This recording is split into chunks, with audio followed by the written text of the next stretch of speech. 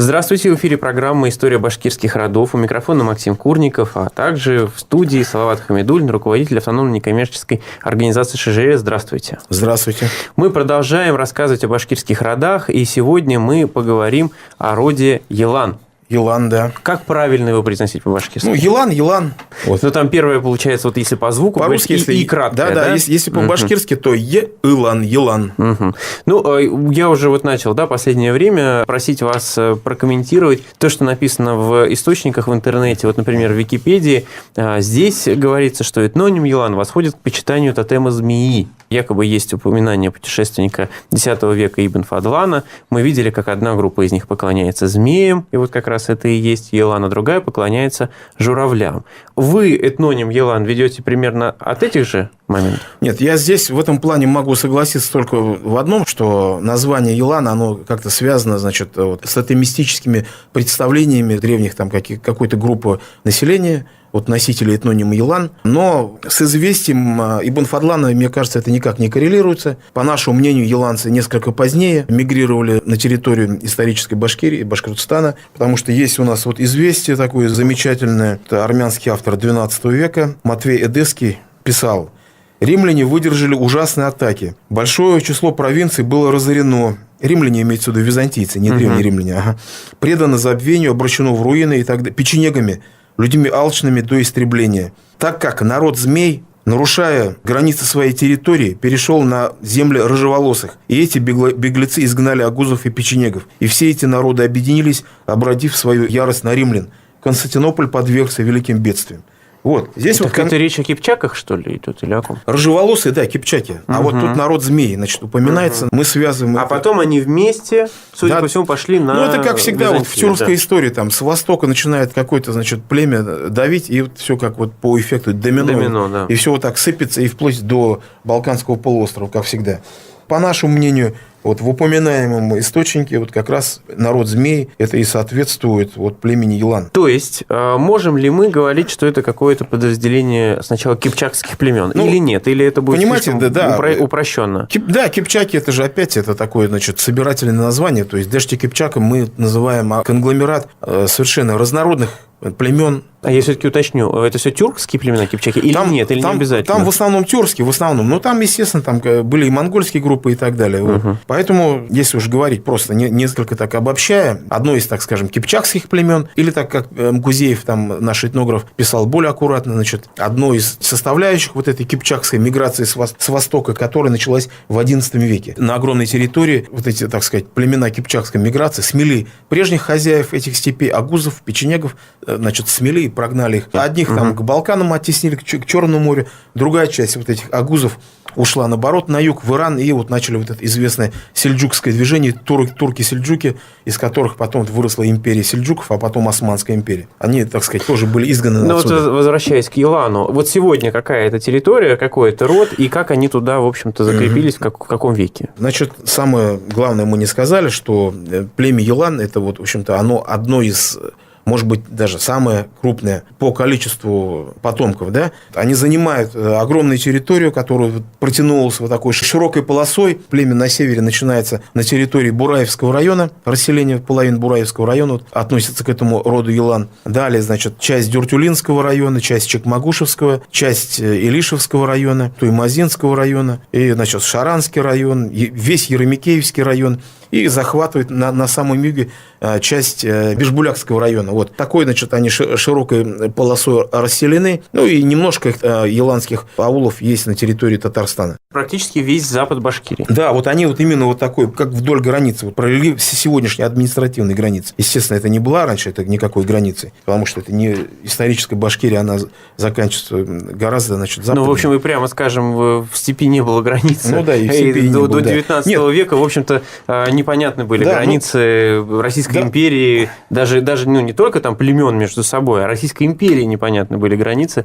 То, что касается территории Казахстана, например. Да, и административно ведь они входили, в территорию Уфимского уезда всегда, и так далее. Потом Уфимской губернии. Тем не менее, когда они туда пришли, когда мы можем сказать, что эти земли за ними закреплены? Опять же, тут мы можем только гадательно говорить, да. К сожалению, еланских таких шажире почему-то не сохранилось конкретных, на что что мы могли бы опираться? Ну, опять можем просто вот так предполагать, что вот в XI веке часть вот этого племени, или, может быть, в полном составе обосновываться на территории Башкортостана, исторической Башкирии. Вот и постепенно вот они вот так расселяются. Значит, не шежиры, а просто какие-то предания были там, старики в деревнях, вот я записывал, рассказывали. Сначала что-то они где-то по течению Яйка там, значит, жили, потом поднялись по Белой, потом где-то вот обосновались в нижнем течении Белой, а потом начали, в общем-то, расселяться дальше уже в юго-западном направлении. Никакими документами мы это не можем подтвердить. Но я так понимаю, что первые документы относятся тогда уже к российскому периоду, да, к Ивану Грозному и так далее. Да, к российскому периоду. Ну, не, понимаете, там в российском периоде как? Если, допустим, документ, там, допустим, 18 века, да? 16 века нет, жалобных грамот, я не знаю, там. Нет, ничего не осталось. Вот. Но есть, допустим, документы 18 века, где есть... Ссылки на более ранние, понимаете? То есть, понятно, вот такая коллизия, она очень часто. И там, допустим, ссылки вообще там на первую половину 16 века, что вот мы, там, мои предки, там какой-то еланский башкир пишет, служили там сначала там Казанскому хану, значит, вот тарханами были, потом вот, значит, стали Ивану Васильевичу служить и так далее, и так далее. То есть, из этого мы видим, что, в общем-то, они были и в составе, вот, еланцы в составе войск и Казанского ханства, ну, и потом уже после присоединения, в общем-то, ну, понятное дело, что были уже и в составе, значит, России. И что далее. В XVIII веке о них пишут источники? В XVIII веке вот эти еланцы, ну, как и все, собственно, башкирские роды, племена, в общем-то, были участниками и восстаний. Одной из, так скажем, знаковых фигур первой половины XVIII века был, в общем-то, башкир Еланской волости. До того, как еще не были введены должности старшин, это у башкира называлось ага, да, ага волости, ага или был Яркей Янчурин такой, когда началось восстание 1704-11 годов, когда Башкирия фактически выпала из-под юрисдикции, значит, Российской империи. Потом, значит, стал вопрос, как обратно ей войти. Вот, это было ответом, значит, помните, у нас одна из передач была ответом на губернскую реформу Петра I в начале XVIII века. И потом возник вопрос, как обратно войти. То есть, там, значит, власть давала понять, что вот все, больше такого не будем. В общем, предлагала сесть за стол переговоров. И вот, чтобы 1728 год, уже император Петр II был уже.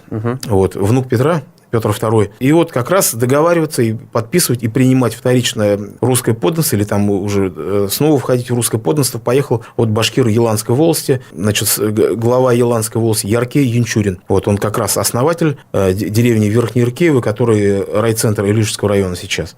Вот, он встречался, был у Петра II, присягал и так далее. Вот.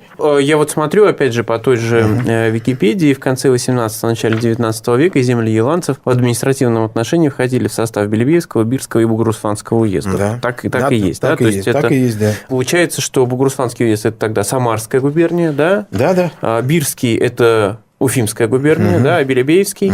Белебеевский – это Уфимский уезд. Уфимский, да. Уфимская провинция, Уфимский уезд. Да, точно, это не губерния, да, это уезд. Возвращаясь тогда к вопросу о том, какова экономика была у них вот в 18-19 веке, чем они занимались, на чем основывалось их хозяйство. В 1725 году сюда, в Башкирию, приехал кунгурский бургомистр Юхнев именно с разведывательной целью, потому что правительство вообще не имело никаких сведений о Башкирии. То есть, непонятно, что там, постоянно мятежи происходят, вырываются отряды конницы, которые опустошают все. Это, кстати, это удивительная вещь, ведь на самом деле, вот если мы возьмем знания географические того времени, то та же Сибирь и даже Дальний Восток уже в 18-19 веке были исследованы гораздо лучше, чем вот та же Башкирия, Казахстан, вообще Южный Урал и туда ниже, что называется, Казахстан и Средняя Азия.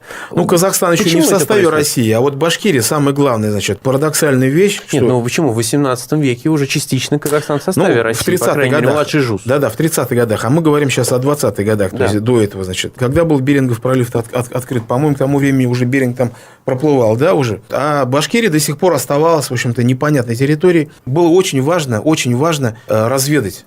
На территорию Башкирии приехал вот этот к бургомистру Юхнев под видом, значит, там, купца и начал там разведывать. Какие-то волосы его пускали, из каких-то властей его выгнали. И вот он что писал о башкирах Казанской дороги, куда вот, значит, входят как раз башкиры рода Елан. Башкиры, значит, живут, занимаясь и скотоводством, и земледелием, кочуют, говорит, мало, в основном, значит, живут в домах, сеют хлеб, и та Казанская дорога всю Уфу кормит. Вот такое описание. То есть, все-таки было еще яйлажное скотоводство, когда на лето отгоняли. То есть, это опять уже еще не у всех. Но уже, так скажем, вся дорога в основном занимается земледелием. И уже настолько успешно, что весь хлеб они поставляют в Уфу и так далее, и так далее. Значит, на продажу. И всю Уфу кормят Казанской дорогой. При том, что на самом деле Уфа-то хоть и была основана, да, гораздо раньше, но при этом действительно край был плохо изучен. Я просто насколько плохо изучен, проиллюстрирую это как раз на основании Оренбурга. Большая часть экспедиции, которая была перебита, кстати говоря, восставшими башкирами, тогда состояла не из военных, не из каких-то там строителей, а состояла она из кораблестроителей. Потому что были они уверены, что идут они куда-то на берег Аральского моря. Ну да, что поплывут в Индию потом. Ну, то есть, это были фантастически неправильные представления, хотя, казалось бы, вот уже в 17 веке действительно Дежнев проплыл по Берингову проливу, да, а вот Витус Беринг, я специально сейчас проверил, в 1728 году ну, уже... так вот я же говорю, что в это время примерно. В это же время, вот, да. Они уже, значит, открыли Берингов пролив, а в Башкирии вообще Которая, даже не знали. Была частью империи, ничего не знали. То есть, вообще, это же вот под боком было от Казани 500 верст. В общем-то, вот была такая странная ситуация. Как вы думаете, почему это? Ну, потому что, я же говорю же, ведь подданство башкир, оно не было безусловным, оно было договорным подданством. Вот сейчас Татарстан гордится, что вот у них договорная республика, так это же было сначала здесь у нас, это была договорная, скажем, территория, не безусловное подданство. Каждому вновь пришедшему к власти русскому царю башкиры ехали, значит, продлевать или перезаключать подданство. Вот так было в последний раз, поехали в Петербург, значит, Елизавете Петровне в 1759 году. Вот все, это была последняя поездка, значит, в Питер. А насколько тогдашние племена, вот особенно, да, вот нам интересен здесь Елан, как одно из самых крупных, а какие у него были отношения с Уфой, как административным центром, ну вот современным? А тогда это был какой-то административный центр? Тогда это была какая-то точка взаимодействия с империей или нет? Нет, Уфа есть, безусловно, это был центральный пункт. Вообще, вот что такое Уфа? Уфа – это ведь... Почему она здесь вот стоит? Это всегда был вот политический центр Башкирии. Ведь до Уфы, значит, была ногайская ставка, да? До ногайцев здесь вот археологи говорят, что тоже, значит, было какое-то стационарное поселение. То есть, тут можно спорить, как оно называлось, но никто, скажем, уже не отрицает того, что здесь было, значит, стационарное поселение и так далее. Политический центр Башкирии. И дело в том, что в 17 веке это был центр дипломатических отношений вообще со странами Востока. Особенно в то время, когда, значит, была калмыцкая джунгарская опасность. А вот, да, это как раз то время, когда, да, присоединился Казахстан в результате этой опасности. Да, вот. Но вот тогда, чтобы понять, опять же, Елан, да, крупнейший род, происходят башкирские восстания, происходит на какое-то время даже прекращение выплат налогов туда. Что в это время происходит с Уфой и какое взаимоотношение племен, которые, по сути, восстали, с Уфой? Ну, башкиры, когда восставали, иногда осаждали Уфу. Там несколько было попыток осады. Уфа, кстати, успешно выдержала все осады. Особенно вот было самое-самое, так сказать, вот она на грани падения находилась во время восстания 1681-83 годов. Так называемый сиитовский бунт. Когда, значит, восставшие со стороны, значит, современного Инорса, со стороны села Богородского зашли и прорвали кордоны и уже начали входить, но потом были там капитаном Лопатиным отбиты. И вот с тех пор, с конца 17 века до революции всегда, значит, происходил крестный ход в честь спасения от вора сиита из села Богородского в Уфу. Это ежегодный был крестный ход раньше. Потом, естественно, после советской власти уже все. Это была попытка. Но были и другие случаи. Вот во время Алдаровщины вообще не было ни одной попытки. Потому что там это движение, как я уже говорил, оно имело не только, в общем-то, собственно, было такое башкирское движение, оно еще имело регионалистский характер. Да. Здесь жители Уфимского уезда и уфимцы сами конкретно... Разных национальностей. Да. Ну, русские тогда были, больше там особо-то не было никого. Вот, значит, были заодно, потому что вот в результате губернской реформы, значит, пострадали их экономические интересы сильно. И башкиры там уже под Казань, под стенами ходили. Там, если бы воевода Хованский не подошел вовремя, то там неизвестно, какая судьба города была. Просто продолжая эту цепочку восстаний, а восстание Пугачева? Во время Пугачева тоже была осада. Вот эта скат Посочинская, да, вот с той стороны, с нагорной части Уфы, значит, был прорыв пугачевцев, ну, тоже их отбили.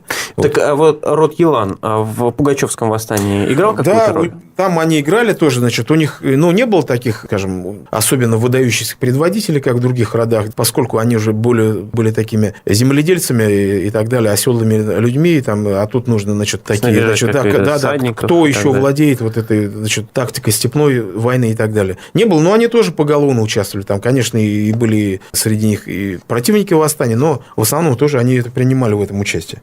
Вот. Ну, осталось не так много времени, поэтому давайте перенесемся уже в 19-20 век, рубеж. Как род Елан в каком положении оказался при создании башкирского государства вот в 19 году? Ну, вот, и в 17-м сначала, потом в 19-м. Хорошо вы этот вопрос задали, когда вот мы знаем, что в 1917 году была провозглашена Башкирская республика, но в пределах тогда еще Малой Башкирии, юго-восточной и северо-восточной части Башкортостана. И получается, что род Елан не оказался в составе Малой Башкирии, да, провозглашенный, значит, вот. Но потом началось движение на территории среди башкирского населения Уфимской губернии. Сначала вот как раз вот этот так называемый самопровозгласился Бурайский кантон, мы в передаче про род Ельдяк рассказывали. Да. Но ведь там начало положил Шарафи Хамидов и башкиры Ельдяки, но там и еланцы участвовали, поскольку несколько властей еланцев тоже присоединилось к этой, значит, Бураевской так называемой автономии, да, самопровозглашенному Бураевскому кантону. Главное, это началось потом, когда в 20 году началось восстание «Черный орел» или вилочное восстание. Вот там, да, вот там поголовно началось. Причем одними из